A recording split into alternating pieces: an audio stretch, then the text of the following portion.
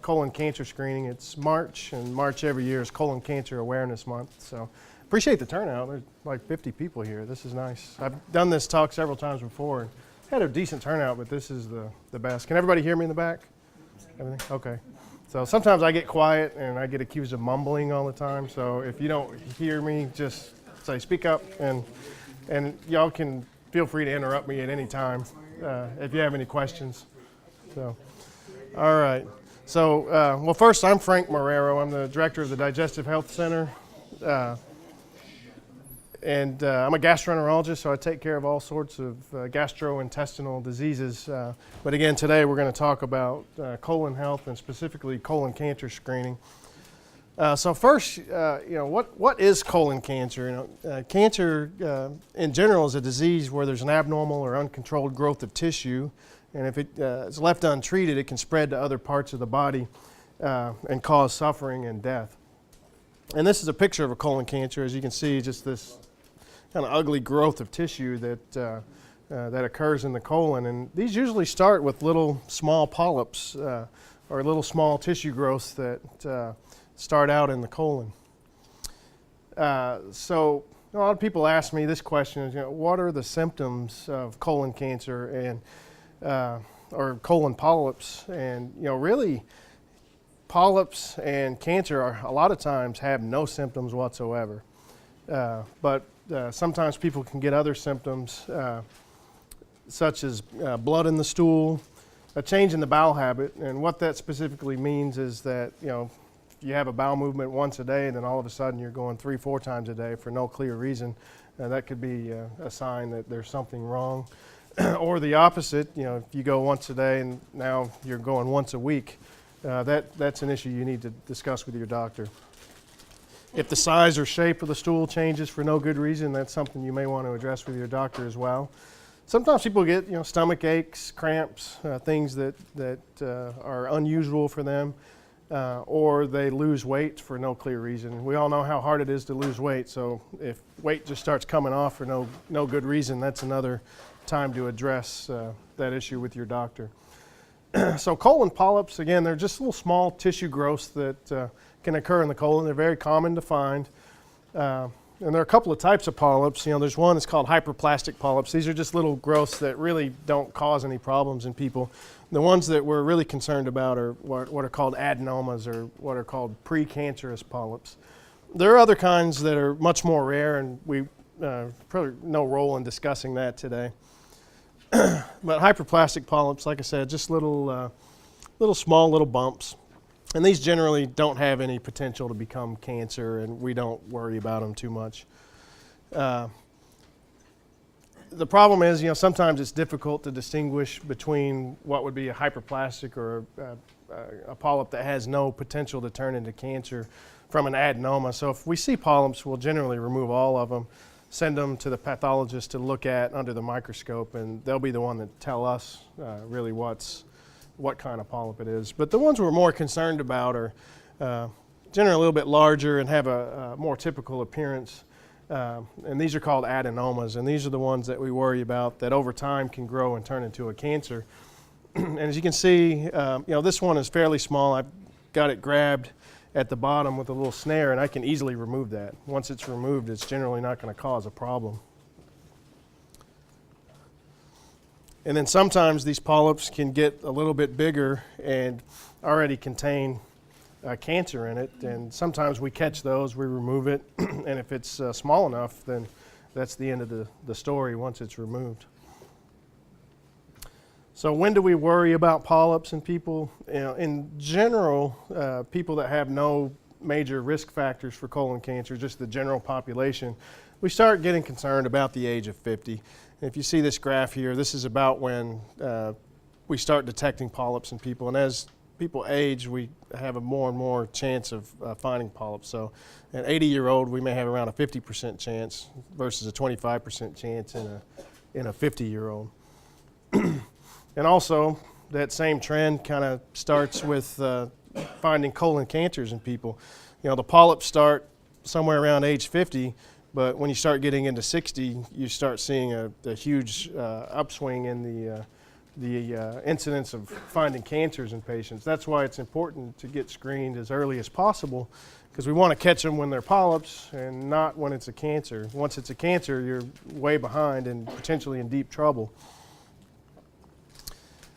So, why do we worry so much about colon cancer? We see people doing all these, pink ribbon walks for breast cancer.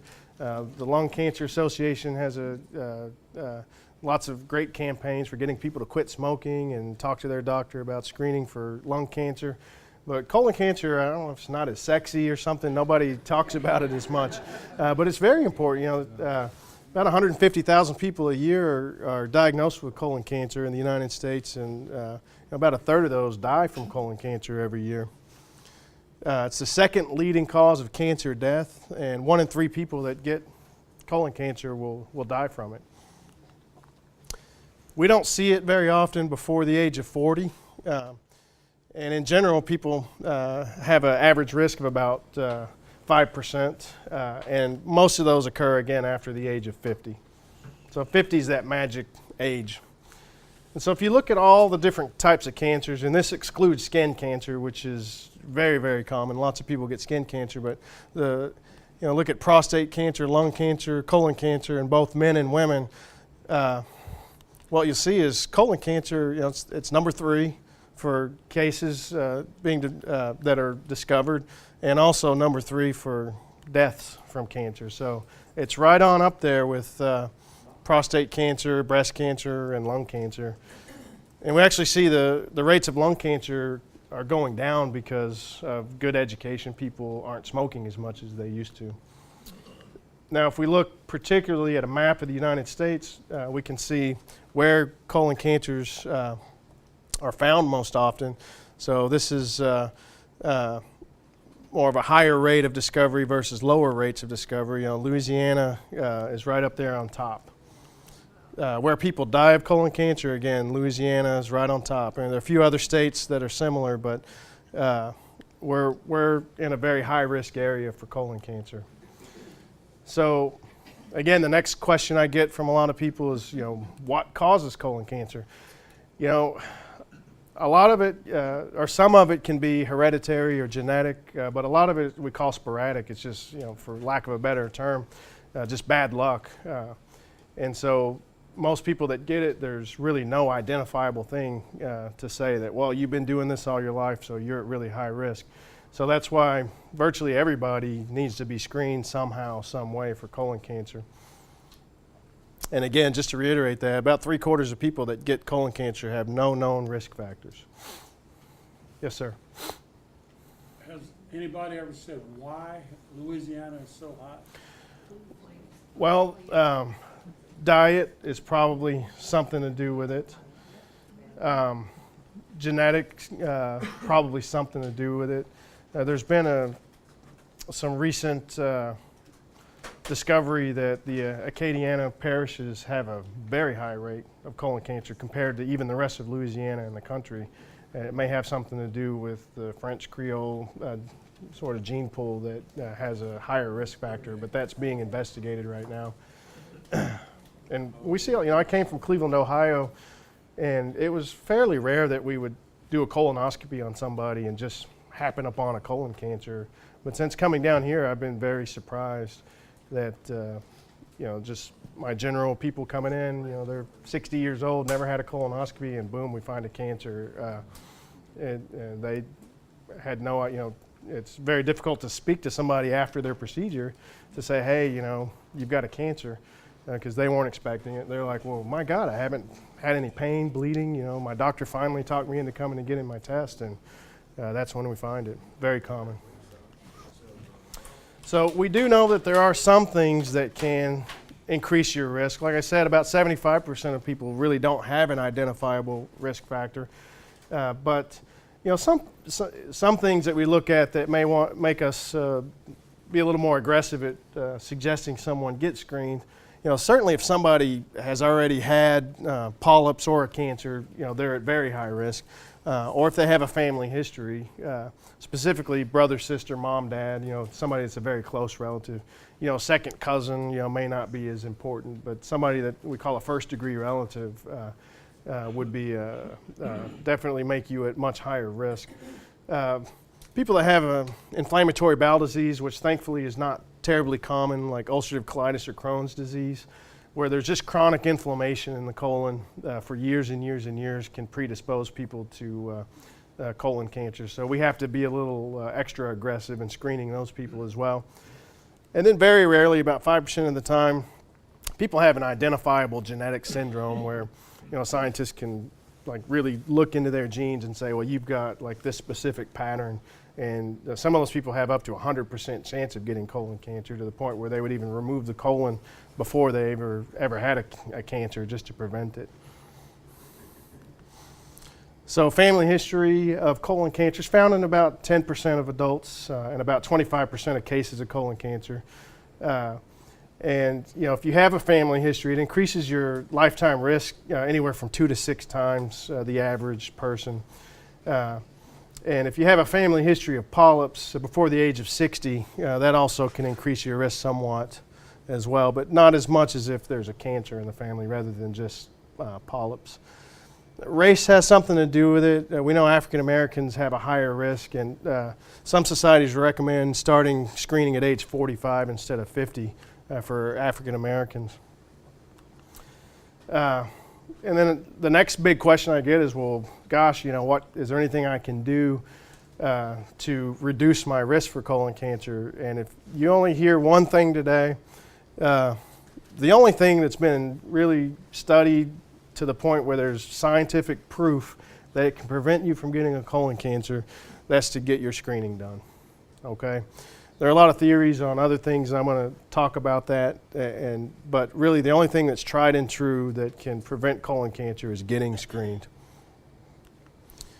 So, one of the things that we always recommend, and there have been studies to show that people that are physically fit and they maintain a healthy weight have a lower risk for getting colon cancer. There's no major consensus on the role of diet in preventing colon cancer, but there is some data to suggest that eating a healthy diet is much better for you and does reduce your risk, not only for colon cancer but for all kinds of other cancers and other health conditions, specifically cardiovascular. So I guess if you have a heart attack before you get a colon cancer, it won't matter so much. So staying healthy, eating a healthy diet, staying physically fit, that's all important for your general health, but does also reduce your risk of cancer. And when I say a healthy diet, I mean lots of fresh fruits and vegetables, less fats and meats. There's some studies that show that taking aspirin may reduce your risk of colon cancer, calcium supplements, vitamin D, selenium. None of that data is strong enough to just make a blanket suggestion that people should take supplements. Some doctors do that, but there are risks to taking specifically things like aspirin. A lot of people are on it for heart health, and that may help with their colon, but again, I don't recommend anybody just start taking aspirin if there's no other reason to take it. Excuse me. Yes? What is that, selenium? Selenium, it's just another mineral that's in your body, like magnesium, potassium, sodium, things that your body needs for certain functions, but some people can have low levels of selenium. And there have been some studies to suggest that may increase the risk, but again, it's not very strong evidence. So now this is something particularly important in Southwest Louisiana, where a lot of people work in the plants. They do shift work. And there's been a study that was, at least in women, that people that work at least 3 night shifts a month for at least 15 years can have an increased risk for colon cancer. And the big one's drinking and smoking. So as we know, it's 2015, that smoking is bad. Nobody should smoke anymore. Just about anything bad that you can think of that can happen to you is caused by smoking. Heavy alcohol use, so more than 2 drinks per day, also has been associated with lots of health risks, but also for increased risk for colon cancer. So, what do we do? Screening. Everybody asks, what is screening? So really, screening is doing a test in somebody that has no symptoms. So somebody, you feel well, your bowels are moving well, you're not bleeding, you're not having pain, you're not bloating, there's no concern that there's anything particular going wrong. That is somebody who, if they had a colonoscopy, it would be considered screening. Screening means just looking to see if there's a problem there before that you can detect it in any other way. And again, this just reiterates what I just said. So it's a test to find out what's going on, or it's a test to find out if you have a problem before there's a symptom.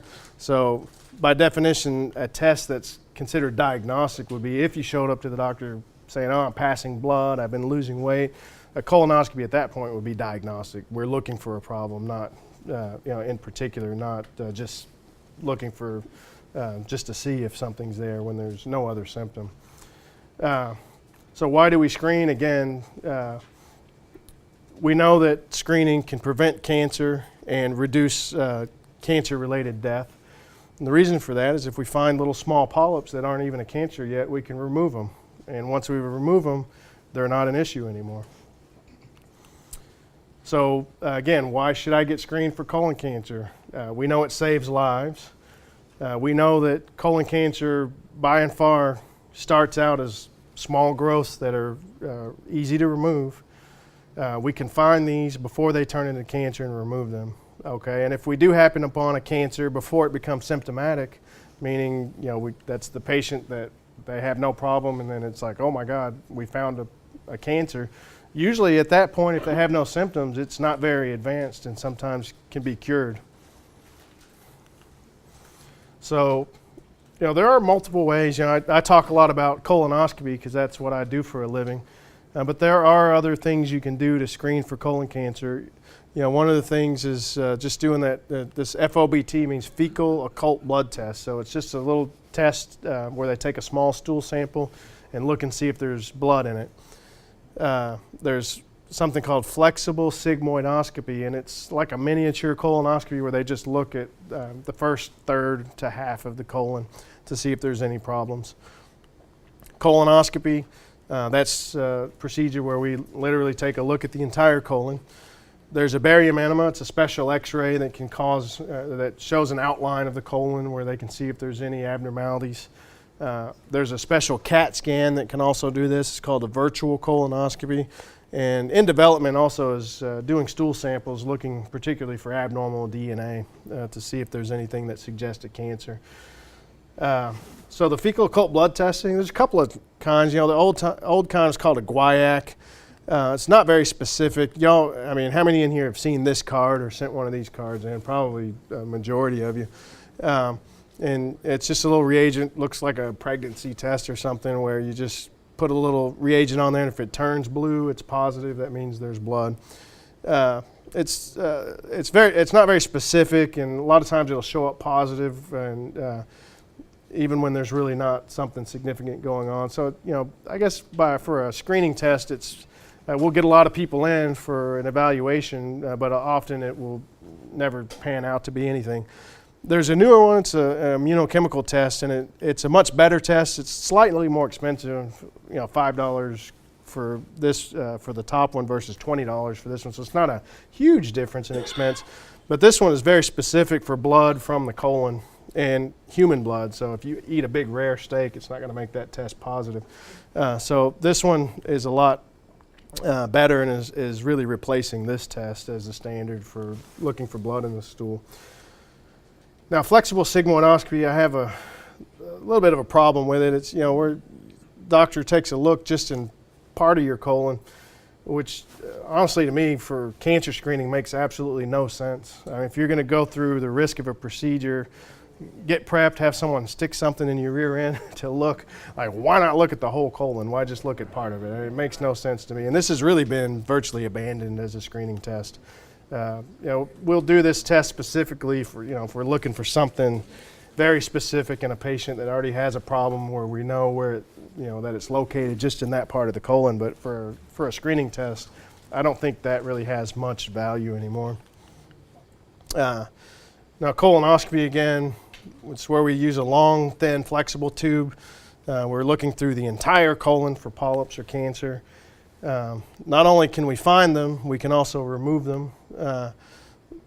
Aside from invasive cancers, we can't remove through the scope. And we can also use it as a follow-up test if anything is found, say you have the barium enema or a positive occult blood test. It's the follow-up to look and see, why that test was positive. So the barium enema, again, like I said, it's an X-ray that really shows an outline. So if there happens to be a polyp in there, they'll see a little lump or something, and it's a good test. It's a lot cheaper than a colonoscopy. It's not any less uncomfortable. You still have to do a bowel prep, get cleaned out for it. It's an X-ray, and if they find anything, they send you back for a colonoscopy.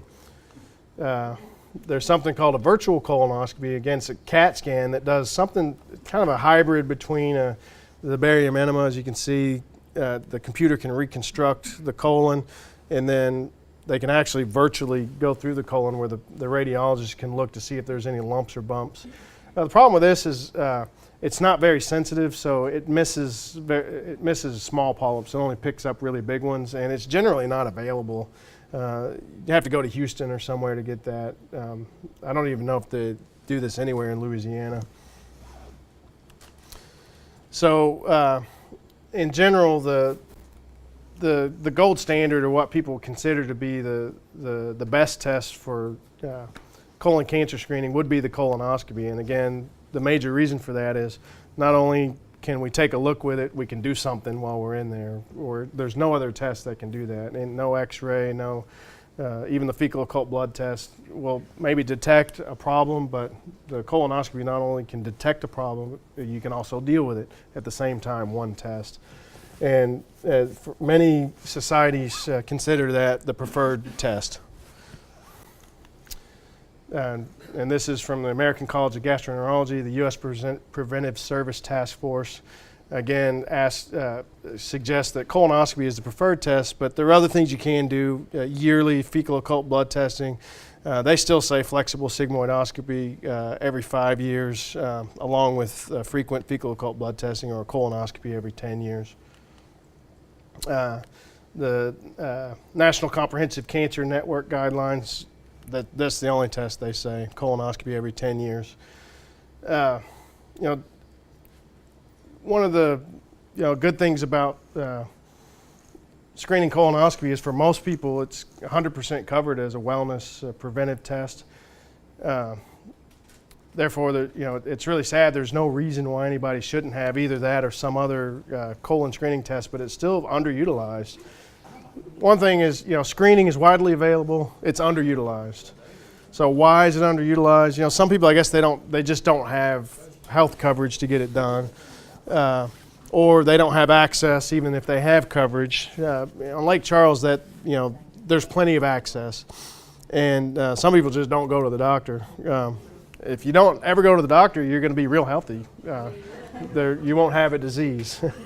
So, why is it sad? Because, as many as 60% of deaths from colon cancer could have been prevented if somebody went early and appropriately. So, why don't people get screened also? Are they afraid of the test? Are they embarrassed? A lot of people express both of these things to me, that's a concern. So what I want to talk about briefly is, kind of what is involved in a colonoscopy. So maybe I can alleviate some of people's fears of embarrassment, or the fear of the procedure itself.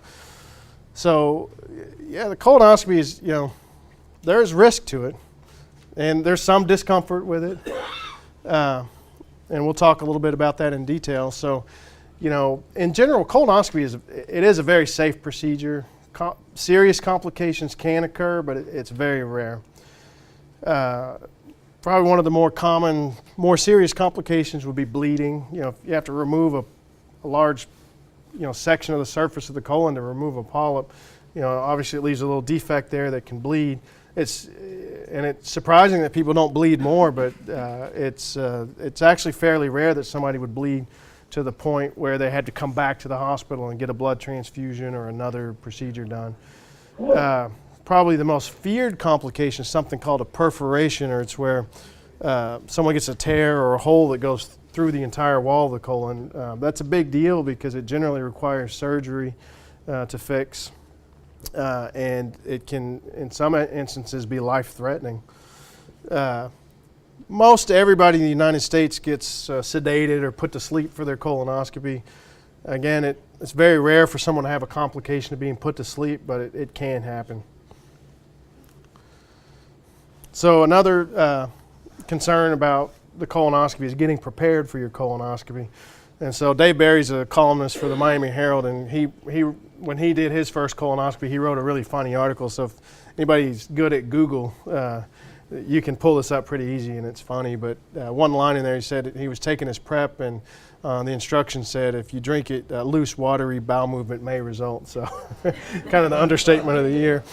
So, part of the preparation not only is getting your colon cleaned out, but also, making sure everything else is in order. You're not on, some major blood thinner.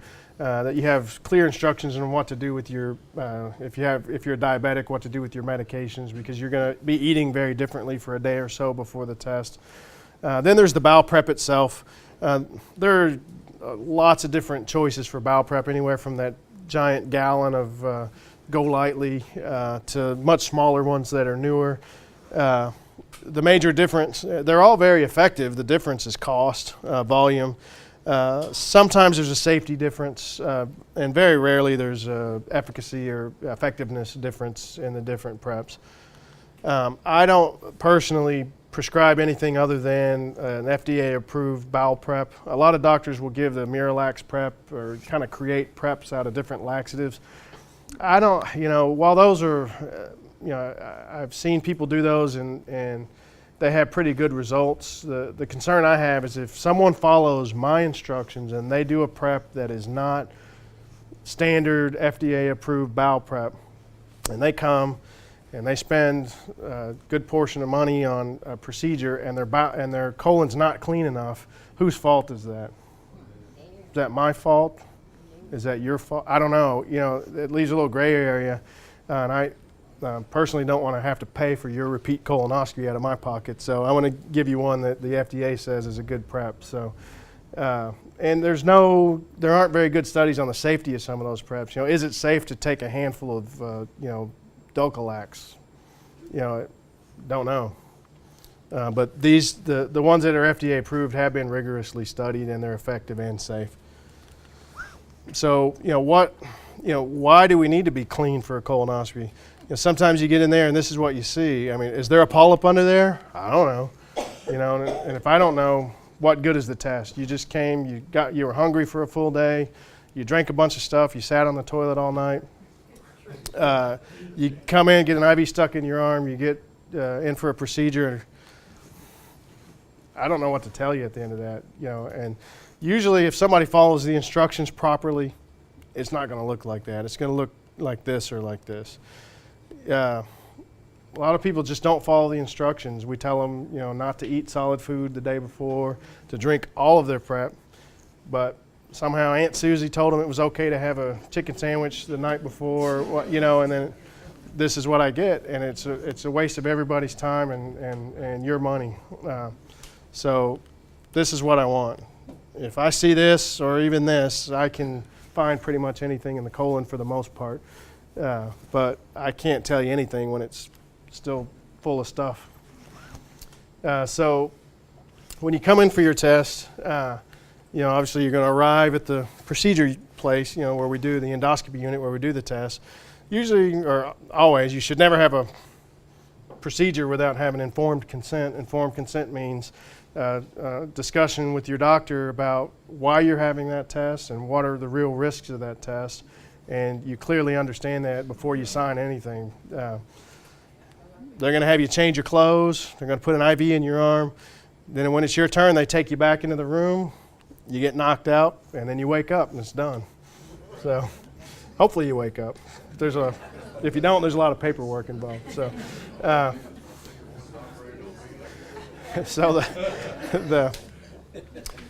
Another question is, there are a lot of different doctors that do colonoscopies, anywhere from family practice doctors, surgeons, and gastroenterologists. And, the question is, could any doctor do a colonoscopy? And, well, yeah, I guess they could, but, should they? That's the other question. So, how do you know what you're getting? If you go to buy a new car, you can go to Consumer Reports, Motor Trend, all these different places, and you can find all kinds of information on really what kind of quality you're getting. What am I getting what I'm paying for? And there are quality indicators for doctors that do colonoscopy. Now, not everybody follows this. Not everybody's trained the same way, and not everybody does the procedure the same way. So how do we balance out and know who, if the provider is giving you good quality? So we look at a couple of different markers. One is something called the cecal intubation rate. So the cecum is the very beginning part of the colon where the small intestine empties into the colon. And virtually 100% of the time, the doctor should be able to get to the cecum of a patient with very few exceptions. Also, we look at how many times we find polyps in people. So if we had 100 patients that showed up for a screening colonoscopy, about 25 patients should have an adenoma in their colon. And if the doctor's not finding polyps or adenomas at that rate, then something wrong. There's something wrong with their quality. Complications, doesn't do you much good if they're finding lots of polyps, but then you're having to have most of your colon removed anyway because they poked a hole in it or they made you bleed. Another thing is that we look at is called the withdrawal time. So it's once you get through the colon, how much time are you actually spending when you're coming out looking for polyps? And there's been some data to suggest that there is an optimal amount of time that should be spent looking to have the best chance of finding anything that needs to be found. So again, like I said, the thing is the cecal intubation rate. So this is where the scope goes in through the anus into the rectum, and we have to go all the way over to here and take a look. And so a doctor with good quality should be measuring how often they're getting to this point in the colon, because if they haven't gotten here, you haven't had truly a full colonoscopy. And not only should they be documenting that they get there, we take pictures of it. This is the little valve where the small intestine empties into the colon. You can even get the scope up into the small intestine. If you can get into the small intestine, you've certainly gone all the way through the colon. And then we take a little picture of the appendiceal orifice. It's where the appendix, there's a little hole that you can go through and go into the appendix through the colon. So if you got pictures of this, and especially this, you've got, not only can you say you've gone through the colon, you've proven it as well. And again, the other big quality measure is how often are they finding not just polyps, but the precancerous polyps, adenomas. It should be on average around 25%. There's some debate as to if that number's too low, too high, but this is a good round number, about 25%. So if the doctor's only finding it in 10% of people, they're not doing a good job. So also, doctors should be able to tell you their complication rates. If a doctor hesitates or won't tell you their complication rate, there are other doctors you go to. Specifically, how many times have they perforated a patient? How many times have they had a serious bleed? Withdrawal time, again, that's the amount of time that we spend looking through the colon. And this used to be sort of a suggested thing. Now Medicare makes us document this. I have a little bit of problem with withdrawal time. I don't think it's a good measure in and of itself, because what I've seen is doctors withdrawing, they're getting close to the end, and the nurse is like, oh, it's only been 4 minutes. So they just stand there for 2 minutes. And then it's like, okay, got my 6 minutes. What good does that do anybody? It's just a waste of 2 minutes. So this number in and of itself, to me, is a little debatable, because it doesn't really prove anything. So really, if you've got this, if you're finding the polyps, does it really matter if you're looking for 6 minutes or 4 minutes or 10 minutes? This is the important thing, is are they finding what they need to find? And then skill. A lot of doctors have different abilities. So, you don't be afraid to ask your doctor where they're from, where they train, how many procedures they've done, how many complications they've had, what their adenoma detection rate, or how many polyps are they finding in people, how many procedures do they do a year. Endoscopists should be doing a minimum of 200 per year. Most gastroenterologists, including myself, do more than 1,000. I'm upwards of around 3,000 a year. And so, 3,000 a year versus 50 a year, there's a difference. So that's it. All right, now I'll take questions.